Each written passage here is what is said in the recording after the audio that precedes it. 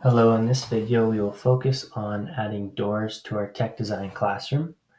If we scroll down to the next page, there is a window and door legend. This shows us the dimension of our door or a door frame.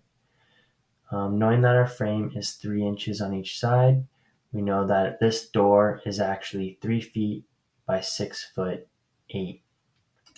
So if we go into our doors here, or our model here, we go to the architecture tab and then we select doors.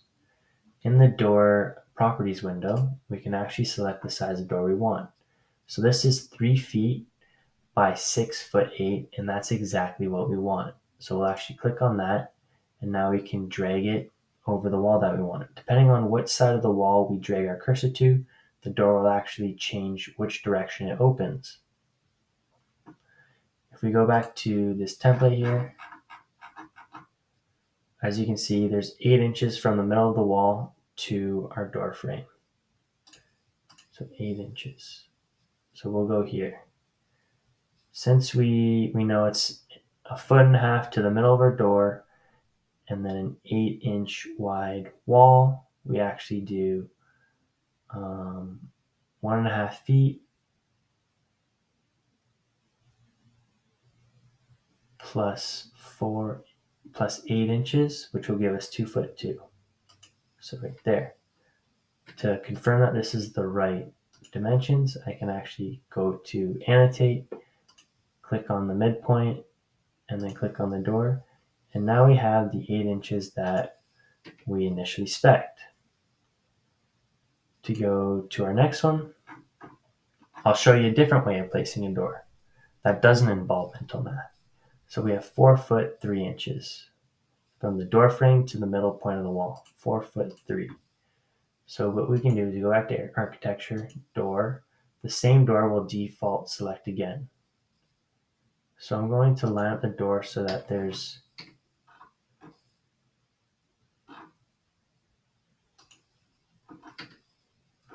it's zero, that it's straight on the wall there. If I go into modify, I'll select the move tool. Click the door and then click enter on the keyboard. Now I can move the door in any direction that I want. If we go back here, it's 4 foot 3 from the middle of the wall. So since we know the wall's 4 inches to the middle, what we want is 3 foot 11 that we will move the wall. So 3 foot 11. There we go. And then to double check it, we can go to annotate, aligned, click here, click on the midpoint of the wall, and we have 4 foot 3, just like our other drawing. Hit escape to end the command. Perfect. As you can see, this looks just like our 2D drawing here, but if we go up to our rendering, we actually have gray doors. So if I go back into our model and I go up here, you can see the house. You can actually open up a 3D view. By holding the shift key on your keyboard and pressing down on the scroll on your mouse, you can actually rotate the view, or you can click and drag the cube up top here. It's much like Fusion 360 if you used that program before. Now what I want you to do is to go down to the Visual Styles cube down here and hit Realistic. Now you can see that we have wood texture and color for our door and door frame. We can actually edit this when we click on the door and we go to Edit Type. In here, there's actually a material subheading, and we can click on the 3 dots here. That'll open another window, and this is where we can now edit the appearance.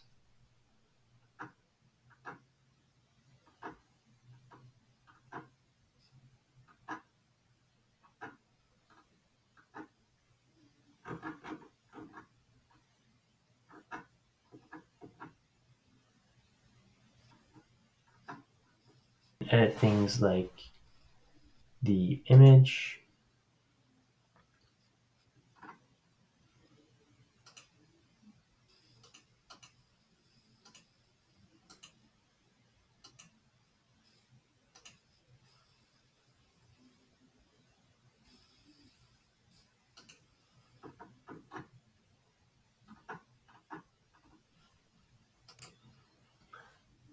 What I'm going to do is I'm going to filter this and find a paint, since we have a painted door frame.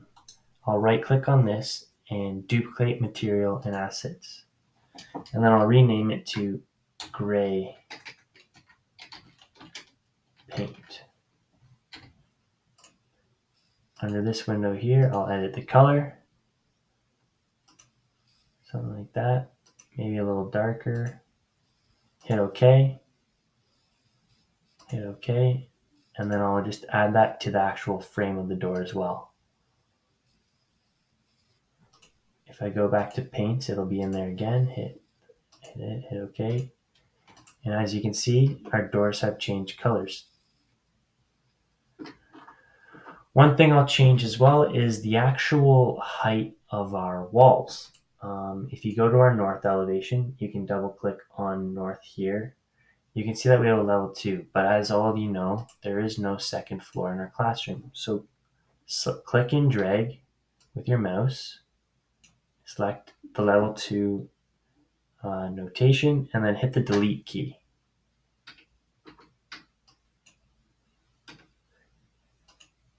It actually told me that there are other items connected to level 2. So first delete level 2 on our project browser on the left hand side, right click and then delete. Now if we go back and delete it this time, there are no errors that come up.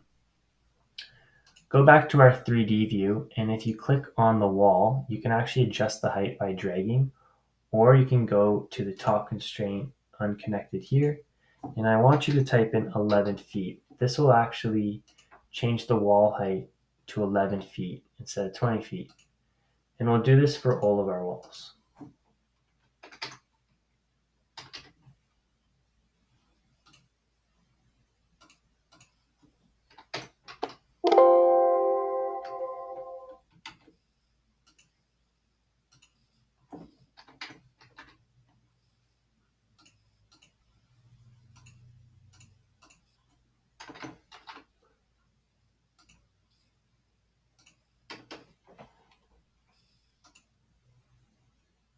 Lastly, we will add a floor to our room now that we have the wall heights figured out. So we'll click floor, and then if we go to level 1, we will just select the walls that create the extents of our floor and hit enter.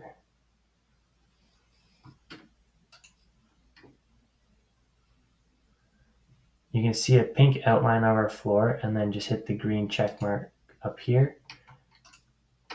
Now our room actually has a floor in it. To edit the texture of our floor, we can go to modify and paint.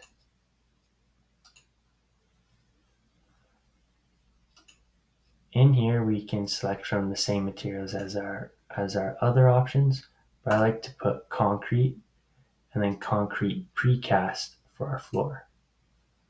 It gives it a nice gray texture. And then for our walls, we can use bricks. So there's actually masonry and then concrete masonry. And we can use this for all 4 walls.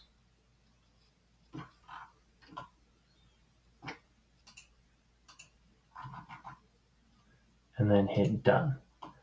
So now we have our walls and our doors laid out with colors and textures.